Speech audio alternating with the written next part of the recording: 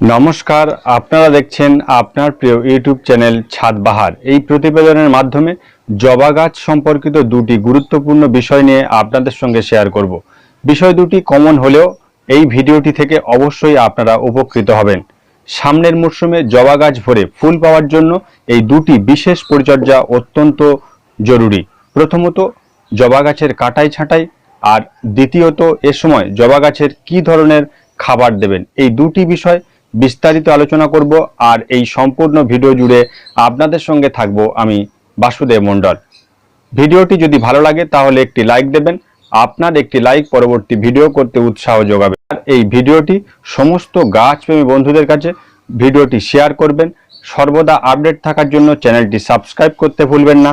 আর এই ভিডিওটি থেকে যদি কোথাও কোনো বুঝতে অসুবিধা হয় বা কোনো প্রশ্ন থাকে, এই ভিডিওটির কমেন্ট বক্সে গিয়ে আপনার প্রশ্ন পাঠাবেন, আমি সেই প্রশ্নের উত্তর দেব। অনেকটা সময় করেছি দেরি, চলুন মূল ভিডিওটি শুরু করি।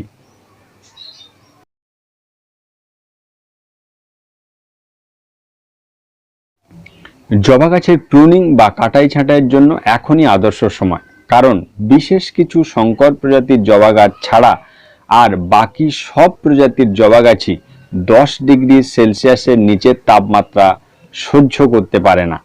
তাই জবা গাছ শীতকালে তার বৃদ্ধি বা শারীরবৃত্তীয় ক্রিয়াকলাপ বন্ধ রাখে।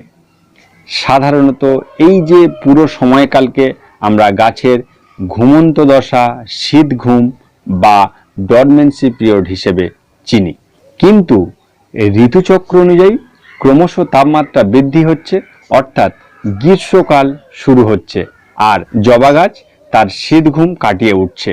আর এখনই প্রুনিং বা কাটাই ছাঁটাইয়ের জন্য আদর্শ সময়। আপনারা এই প্রুনিং প্রক্রিয়া মার্চ মাসের 15 তারিখ পর্যন্ত করতে পারেন।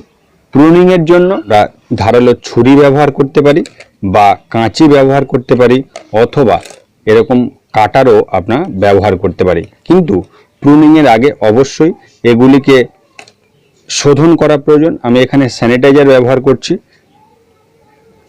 যেহেতু স্যানিটাইজার এখন আমাদের প্রত্যেকের বাড়িতে রয়েছে। এভাবে অল্প লাগিয়ে নিয়ে এভাবে ভালোভাবে কাটারটিকে পরিষ্কার করে নেবেন, অর্থাৎ গাছের এখান থেকে কোনো ফাঙ্গাল যাতে অ্যাটাক না হয় সেগুলি ভালোভাবে এভাবে শোধন করে নেব। শোধন করে নেওয়ার পর তারপরই আমরা প্রুনিং করব। সে যে কোনো গাছের ক্ষেত্রে প্রুনিংয়ের জন্য প্রয়োজনীয় যে সমস্ত জিনিসগুলি আমরা ব্যবহার করব সেগুলি অবশ্যই শোধন করে নেব।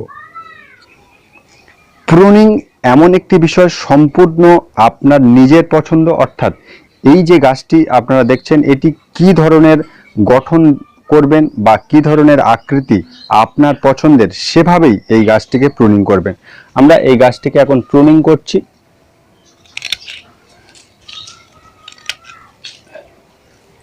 প্রুনিং এভাবেই করবেন যাতে গাছটির একটি সুন্দর শেপ আসে।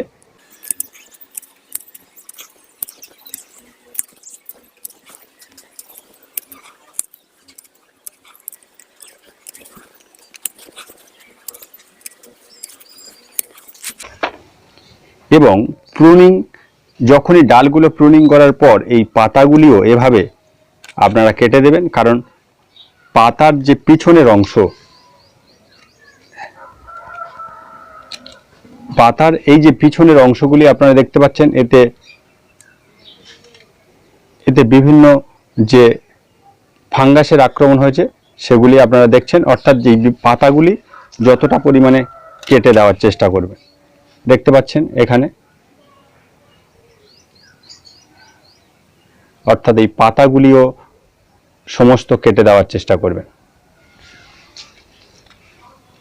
গাছটিকে প্রুনিং করার পর আমরা এই যে সাব ফাঙ্গিসাইড, এই সাব ফাঙ্গিসাইড আমরা লাগিয়ে দেব গাছগুলিতে। এভাবেই লাগিয়ে দেবেন গাছগুলিতে যাতে ফাঙ্গাল কোনো অ্যাটাক না হয়। এভাবে প্রত্যেকটি যেখান থেকে আপনারা প্রুনিং করেছেন সেই জায়গাগুলিতে অবশ্যই ফাঙ্গিসাইড লাগাবেন। প্রুনিং আমরা যখন করলাম, প্রুনিং করার পর আপনারা দেখছেন যে এই যে ফাঙ্গিসাইড আমরা লাগিয়ে দিয়েছি, কিন্তু এ সময় গাছের কি ধরনের খাবার দেবেন সে বিষয়ে আমি দেখাবো যে কি কি খাবার আমি এখানে ব্যবহার করছি, ভার্মি কম্পোস্ট ব্যবহার করছি, সরিষার খোল ব্যবহার করছি, হাড় গুঁড়ো ব্যবহার করছি, শিংকুচি ব্যবহার করছি আর নিম খোল ব্যবহার করছি।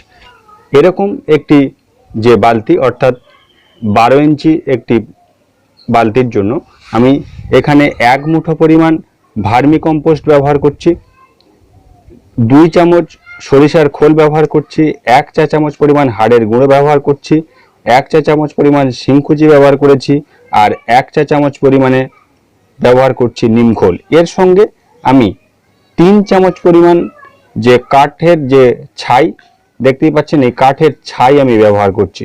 এই সমস্ত কিছু এভাবে একত্রে মিশিয়ে রেখেছি। এটি এখন আমি এই যে প্রুনিং করার পর যে জবা গাছটিতে আমি এই সার ব্যবহার করব। সার ব্যবহার করার জন্য মূলত গাছের গোড়াটায় একটু খুশে নিতে হয়। নেওয়ার পর আমরা এই যে মিশ্রণটি করেছিলাম যে সেগুলি গাছের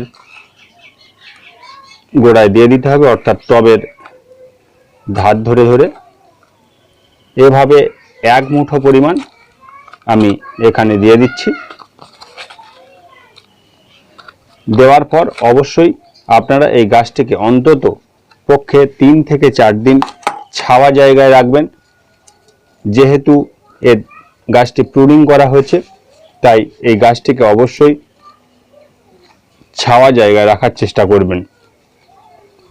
সার দেওয়ার পর অবশ্যই টব ভরে জল দেব।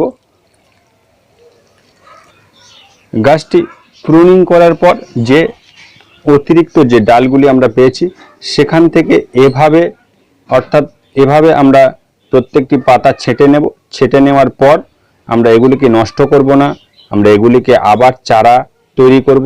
কিভাবে খুব সহজে শাখা কলম করতে হয় সে বিষয়ে আমার চ্যানেলে একটি ভিডিও আছে, আপনারা সেটি দেখে নিতে পারেন। এবং এভাবেই আমি অন্য যে গাছগুলি এই গাছ থেকে যে ডালগুলি পেয়েছিলাম সেখান থেকে আমি দেখুন চারা করেছি এবং এগুলি খুব সুন্দর হয়েছে এবং এভাবেই খুব সুন্দর আবার নতুন চারা আপনারা করতে পারবেন এবং এভাবেই শাখা কলমের মাধ্যমে নতুন চারাও তৈরি করা যায় সম্ভব। ছিলাম এরকম একটি গাছে আমি প্রুনিং করেছি, আমি এখন সেটি দেখাবো যে দেখুন কত সুন্দর গ্রো হয়েছে। দেখুন যেখান থেকে আমি প্রুনিং করেছি, যেখানে আমি প্রুনিং করেছি সেখান থেকে যে ডাল বেরিয়েছে 4টে কুড়ি এসছে। এরকম প্রত্যেকটি জায়গায় দেখুন এখান থেকে প্রুনিং করেছিলাম, এই কলি এসছে। এভাবেই আমি সাফল্য পেয়েছি। তাই আপনাদেরকে অবশ্যই বলবো যে এখনই প্রুনিং করুন। এখানে প্রুনিং করেছিলাম, এখান থেকে দেখুন যেখানে প্রুনিং করেছি এবং গাছটি খুব সুন্দরভাবে বুশি হয়েছে বা ঝাঁকড়া হয়ে উঠেছে। এই যে প্রুনিং পদ্ধতি সম্পূর্ণ আপনার নিজের বিষয়, অর্থাৎ আপনি এই গাছটিকে কিরকম রূপে দেখতে চাইছেন সেভাবেই আপনারা আপনার পছন্দ অনুযায়ী প্রুনিং করবেন। এতক্ষণ ধরে এই যে ভিডিওটি সম্পূর্ণ মনোযোগ সহকারে দেখার জন্য আপনাদেরকে অসংখ্য ধন্যবাদ। যদি ভিডিওটি ভালো লাগে তাহলে চ্যানেলটি সাবস্ক্রাইব করবেন, পাশে থাকা বেল বাটনে ক্লিক করে অল নোটিফিকেশন ক্লিক করতে ভুলবেন না। নির্মল পরিবেশ গড়ুন, গাছ বসান, গাছ বাঁচান, এই লক্ষ্যেই আমরা এগিয়ে চলেছি। সবাইকে নমস্কার ও ধন্যবাদ জানিয়ে আজকের ভিডিওটি এখানেই শেষ করছি।